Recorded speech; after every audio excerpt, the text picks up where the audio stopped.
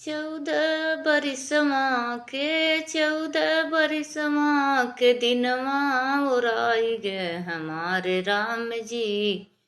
हमारे राम जी देखा अवधपुर में आई गए हमारे राम जी। देखा अवधपुर में आई गए। चौदह बरिसवा के दिनवा उड़ाई गए हमारे राम जी। हमारे राम जी देखा अवधपुर में आई गए हमारे राम जी। देखा अवधपुर में आई गए।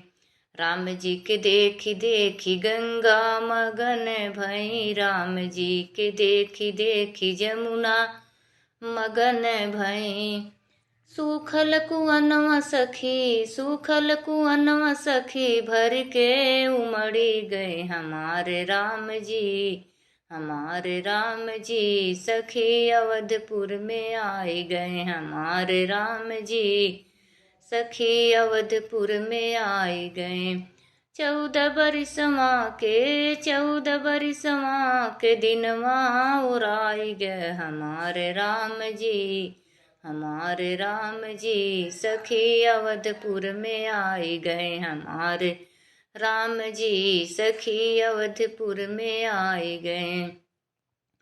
राम के देखी देखी बगिया मगन भई। राम जी के देखी देखी फूलवा मगन भय।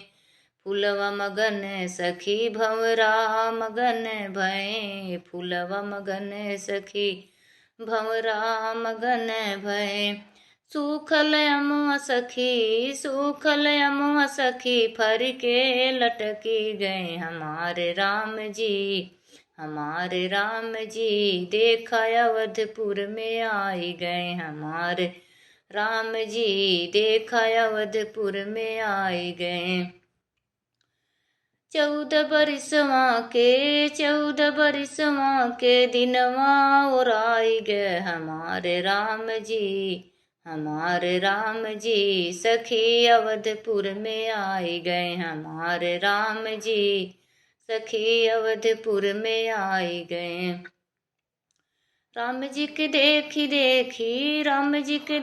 देखी साधु मगन भय। राम जी के देखी देखी संत मगन भय हमारे राम जी। हमारे राम जी सखी अवधपुर में आई गए हमारे राम जी। सखी अवधपुर में आई गए। चौदह बरिसवा के दिनवा उड़ाई गए हमारे राम जी। हमारे राम जी सखी अवधपुर में आई गए हमारे राम जी। सखी अवधपुर में आई गए। राम जी के देखी देखी सूरज मगन भय। चंदा मगन भय। झिलमिल तारों में चम चम चमकी गए हमारे राम जी। सखी अवधपुर में आई गए हमारे राम जी। सखी अवधपुर में आई गए। चौदह बरिसवा के दिनवा उड़ाई गए हमारे राम जी। हमारे राम जी सखी अवधपुर में आई गए हमारे राम जी। सखी अवधपुर में आई गए।